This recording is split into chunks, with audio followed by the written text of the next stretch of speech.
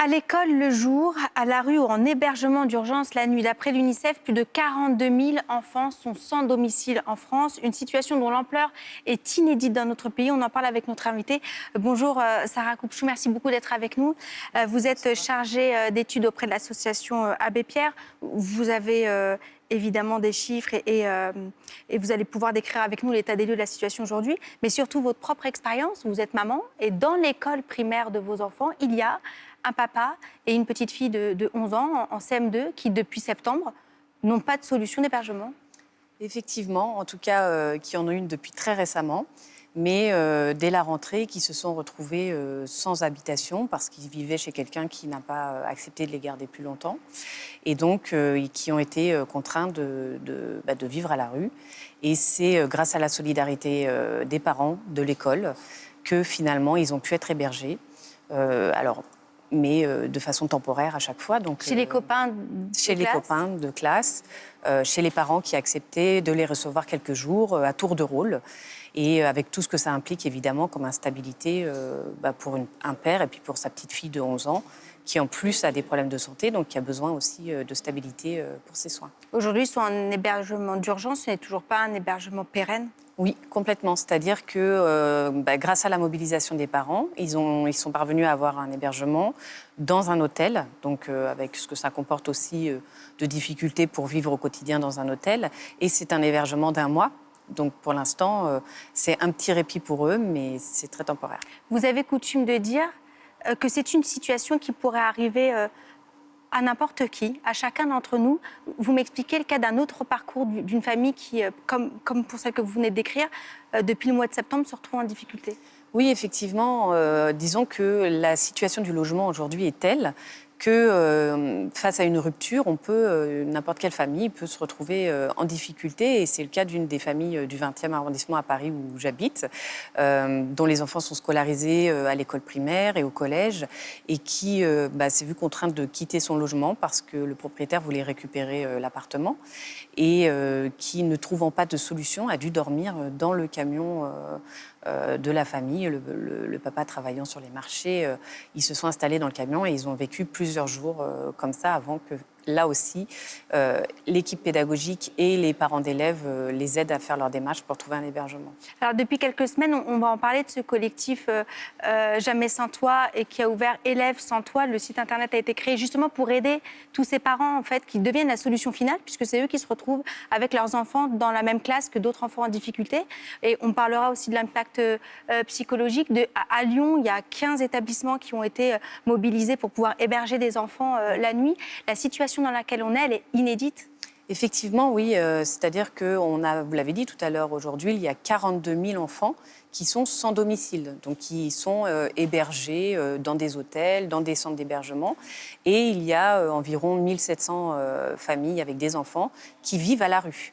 Donc ça, c'est un chiffre qui a qui a doublé depuis le mois de janvier 2022, qui est énorme et auquel font face les travailleurs sociaux, les équipes pédagogiques aussi dans les écoles et des parents qui, en tant que citoyens, ne peuvent pas supporter l'idée que les petits camarades de classe dorment dehors. Vous me disiez qu'aujourd'hui, les enfants meurent dans la rue en France. Effectivement, le collectif des morts de la rue, qui recense les personnes qui décèdent dans la rue chaque année.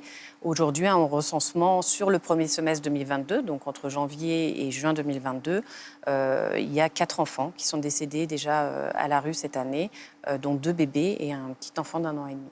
Alors, je regardais, il y a un rapport du Sénat qui a été rendu en 2020 par le sénateur du Nord, Éric Bocquet, qui alertait déjà sur la situation des enfants en France et qui parlait même de crise humanitaire.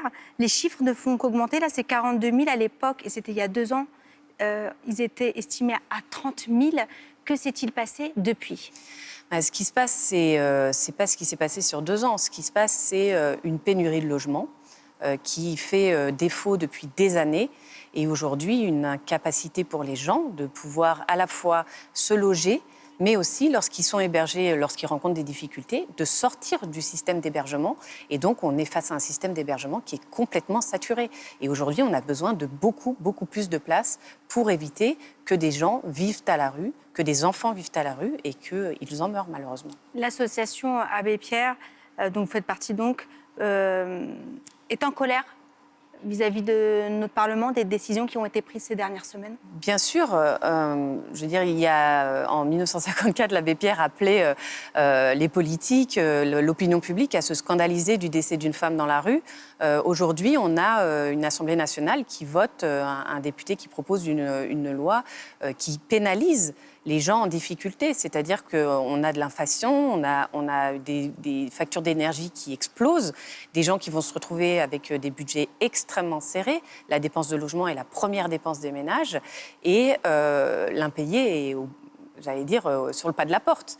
Donc ces Là, personnes-là... vous faites référence à cette proposition de loi pour pénaliser... La loi Kasbarian, effectivement, qui a été votée à l'Assemblée nationale et qui pénalise, c'est-à-dire qui prévoit des peines de prison pour les ménages qui sont en impayé de loyer et qui se maintiennent parce qu'ils n'ont pas de solution dans leur logement. Alors là, ailleurs en Europe, c'est un phénomène qu'on retrouve également. Est-ce qu'il y a des solutions qui ont été apportées différentes? Oui, bien sûr. Alors, en Europe, aujourd'hui, on a un modèle, qui n'est pas que européen, d'ailleurs, qui vient aussi d'Amérique du Nord, qui s'appelle le logement d'abord et qui consiste à attribuer en premier lieu un logement aux personnes en difficulté et qui sont sans domicile, et ensuite de leur apporter l'accompagnement dont ils ont besoin. Et cette solution fonctionne, elle a été expérimentée en France, elle existe, il y a un plan logement d'abord, mais qui visiblement est encore insuffisant. L'UNICEF, c'est eux qui arrivent avec ce chiffre de 42 000 enfants, parle des conséquences sur la santé mentale des enfants. Ça, c'est quelque chose au sein de l'école et de vos enfants, des témoignages que vous avez, que vous retrouvez? Bien sûr, les enfants sont fatigués, sont perturbés par ces situations-là. Je pense par exemple à cette famille dont je vous ai parlé de 3 enfants. Il y a une collégienne dans cette famille qui est en 3e et pour elle, c'est une épreuve terrible. Elle a qu'une hantise, c'est que ses petits camarades puissent découvrir sa situation. Et bien sûr, elle n'a pas la possibilité de les recevoir comme n'importe quel enfant ou de partager des activités avec eux. Et ça a un impact aussi physique, parce qu'ils viennent, là, ils sont hébergés en ce moment loin de l'école, en dehors de Paris, à 20 km environ de Paris. Donc, ça veut dire se lever très tôt pour aller à l'école, pour pas qu'il y ait de rupture dans la scolarité. Et tout ça, ça a un impact, évidemment, psychique et sur l'apprentissage. On va rappeler l'importance de ce collectif Jamais sans toi qui commence à essaimer, né à Lyon et qui commence à ouvrir un peu partout en France. L'idée là, c'est le bout de course quand les pouvoirs publics ne sont pas capables de trouver une solution. Ce sont les parents, des écoles, les organisations scolaires. On parlait des établissements qui ont été réquisitionnés. Donc si vous êtes parent, si dans l'école de vos enfants vous êtes face à cette situation, évidemment, la Fondation Abbé Pierre est là pour vous aider. Et ce collectif Jamais sans toi, d'ailleurs, qui m'a amené jusqu'à vous ce soir. Merci beaucoup d'avoir été avec nous sur France Info. Merci de m'avoir reçu.